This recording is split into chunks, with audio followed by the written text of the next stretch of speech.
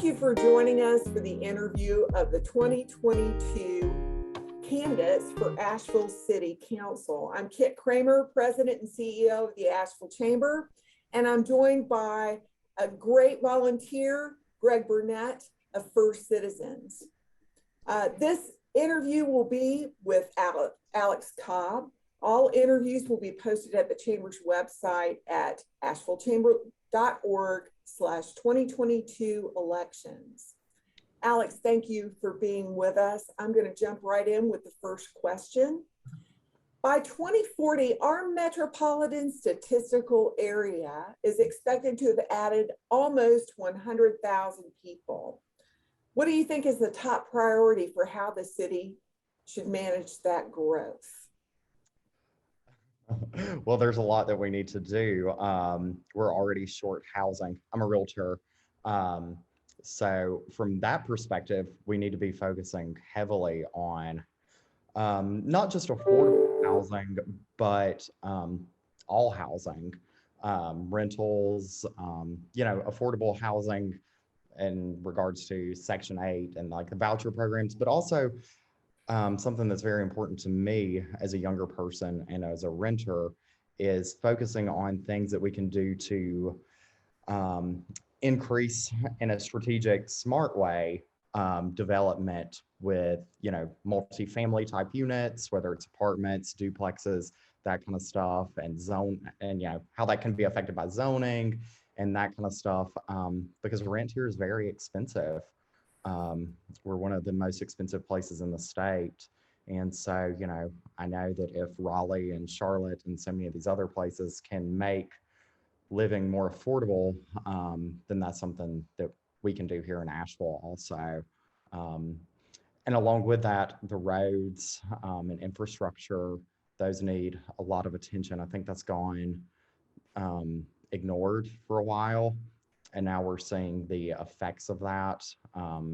The roads are just in bad shape and they're very, very crowded. And so it's going to be kind of a big undertaking. So I think we have to start being really strategic and smart about how we're spending city funds and directing it to those things that people need. What role do you see economic development playing in dealing with growth? I think the other side of affordable living is for people to have jobs that, provide a good living. We're a tourism-based economy largely, and there's nothing wrong with that. I worked in restaurants and I've started as a dishwasher actually, and worked my way all the way through. And so I think those are great jobs. But we need things that are, more sustainable for families and for young adults, more professional type jobs and things that can sustain so people can work here and live here. And so that's something that, when I'm on council, speaking positively about that I would want to work with you guys on doing is trying to bring business here. Because I think that's very important. There's not much opportunity for especially young people, so they're having to move away, and I don't like that. People want to stay, I think here because this is a great area. So I think that's probably the most important thing is working with you guys to bring good paying jobs with benefits that sustain families and couples as well. Alex, you had touched on the importance of housing a moment ago, but how do you balance policies like increasing density along certain corridors as a way to accommodate additional housing with neighbors that may be uncomfortable with growth and or change in their neighborhood? I think so many human beings were reluctant to change. We just are. It's scary, the unknowns.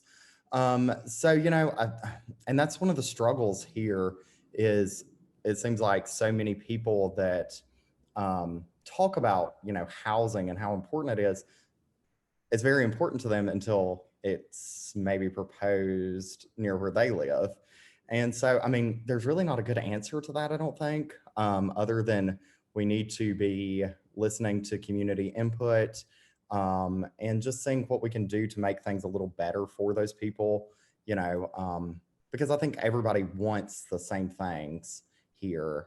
So we can find some common grounds and ways to incorporate the needs of the neighborhoods and communities with the growth and development, because we just have to develop. I mean, I lived in Charlotte for, oh gosh, 3 or 4 years, something like that. And Charlotte's very pro-development, and people are moving there, very rapidly, and it's growing. But there's a lot of jobs there too. But you see a lot of apartment buildings going up, and different high rises. So we just have to. It's something we just have to do, and we can do it in a respectful way for the environment and for neighbors and communities. So Alex, what do you think the role of the business community is in our city? Providing jobs. I mean, and so I live in downtown, and so what do people come to Asheville for? I would say they're not coming here to stay in hotels. They're coming here to go into our local shops. They're coming here to spend money in our restaurants and bars and that kind of stuff. So the businesses also create a draw for people to want to come here. So I mean, and then we have a lot of other business as well, but yeah, I mean, really providing jobs and being a part of the community, because I think most business owners want to feel like they're doing a good service for the community also. So Alex, in general, where do you get your information as to what's happening within the community? Newspapers like the Citizen Times. I watch things on Facebook, different groups. I do attend most of the city council meetings, and a lot of the different committees and advisory boards and that kind of stuff. So that's pretty much how I'm keeping up, or trying to, at least. It's a lot to take on. If you were to become a member of council, what would you do to reach out to the business community to give them a voice? I think right now, there's so many people that, and that's kind of what got me into this, is I feel like there are a lot of people who feel left out, and we've been very focused on, some people that, minority communities and stuff that have been left out traditionally. And so we have grown in that way.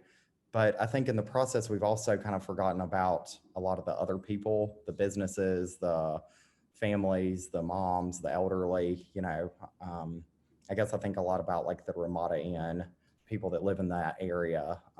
They feel really voiceless and left out. And I think the business community does too right now, because you have a lot of people that,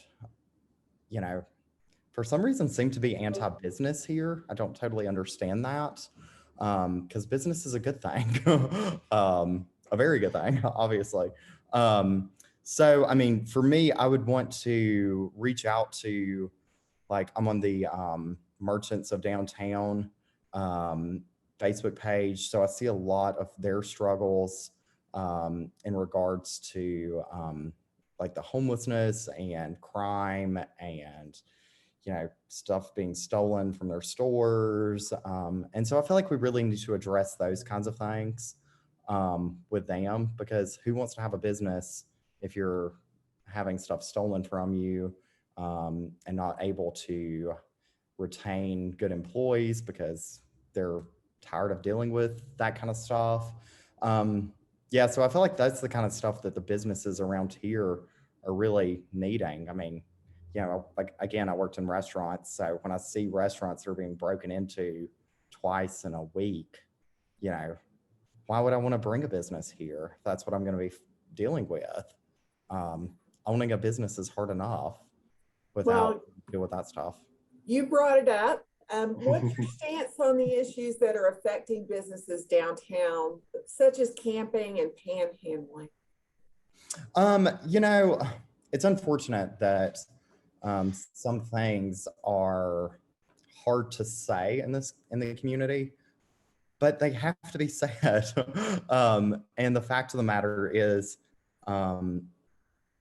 if you look at the cities that are managing homelessness, they all have something in common, and they do enforce the laws. Homelessness in itself is not criminal, but I say that there are homeless people, there's housed people, and then there's homeless people that are criminals, and there's people that are housed that are criminals, and we have to treat those people the same. When people are being victimized, you have to deal with the person that's victimizing the same way. So, we can't allow camping. People shouldn't be having to come. I mean, again, I live in downtown, so I see this every day.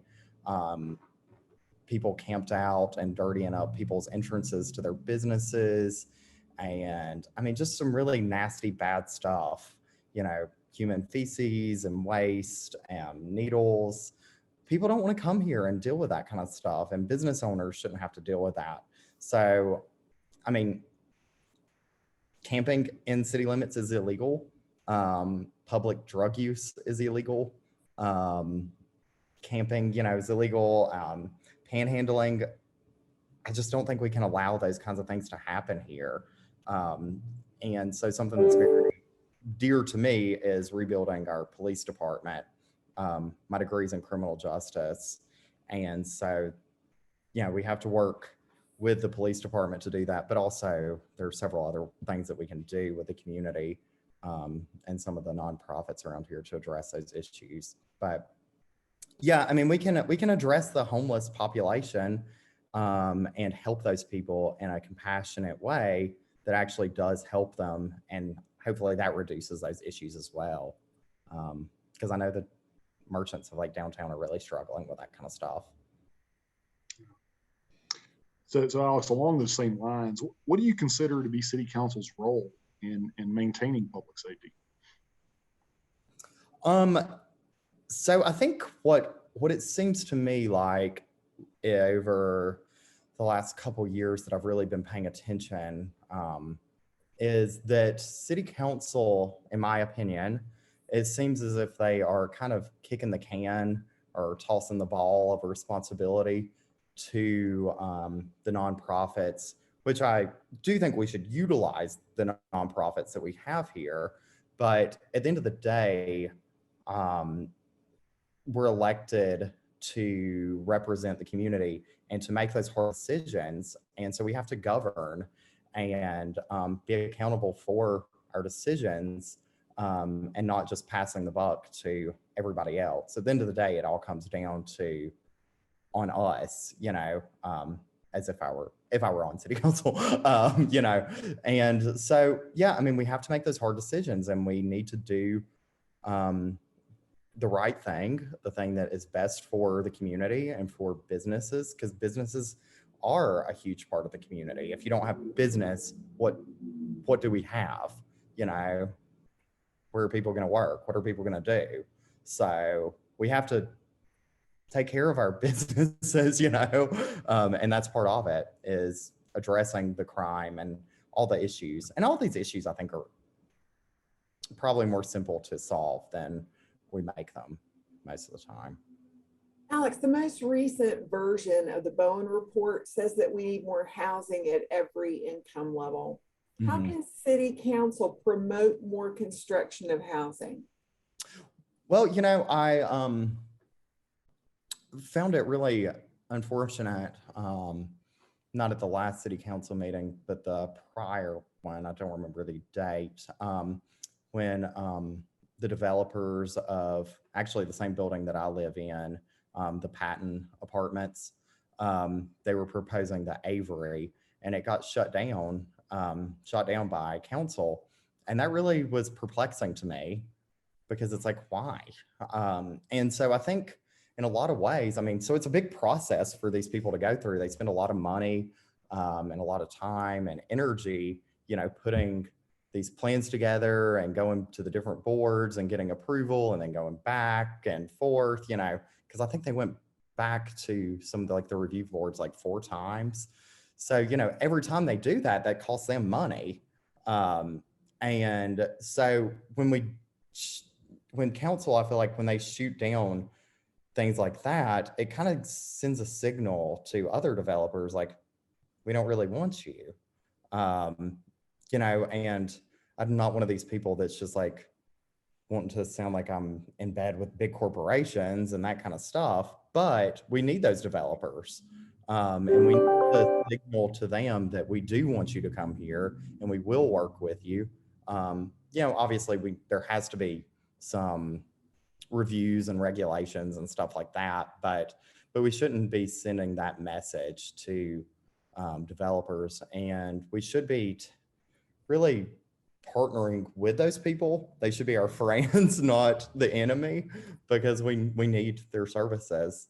We need them to build here and create that housing, because there is a huge deficit in that regards. So Alex, in a minute or less, tell us what sets you apart as a candidate. What sets me apart? Basically everything. No, I am 29, so I'm younger than a lot of the other candidates. And I grew up in a very conservative home, politically conservative.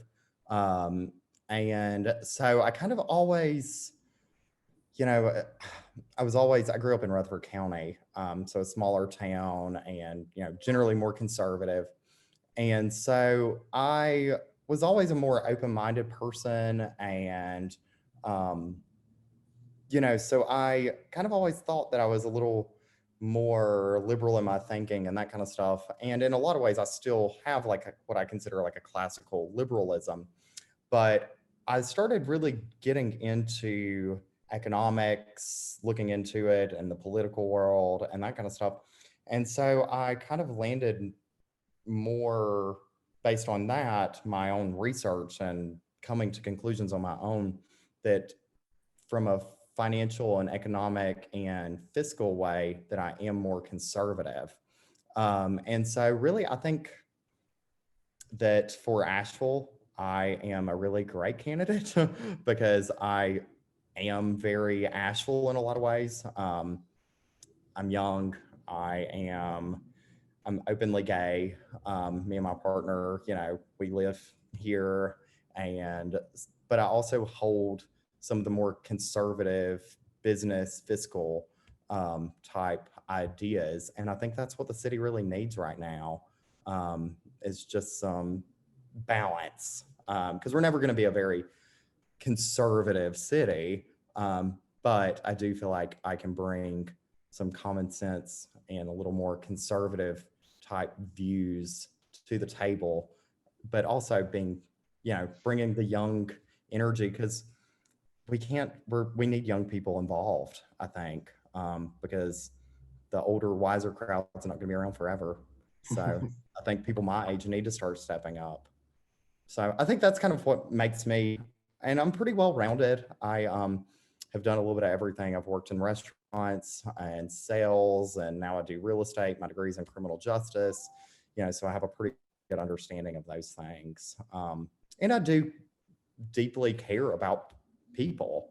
And I think everybody that meets me sees that, or I hope they do, so that's really, I think, what sets me apart. I never claim to be the smartest person in the room, but if I don't know something, I have found, like in real estate, and other jobs, that if you don't know the answer to something, just be honest and go to the correct person who does know it.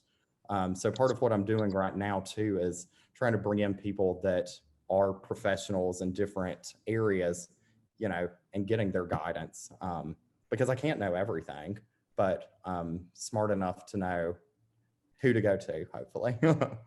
So. That's great. Well, Alex, thank you so much for being with us today. Yeah. As a reminder, everyone will be able to find the interviews of the candidates at ashevillechamber.org 2022 election. And please make sure to vote on Tuesday, May 17th in the primary. So again, Alex, thanks for being with us. Thanks, Alex. I appreciate y'all. Have a good one.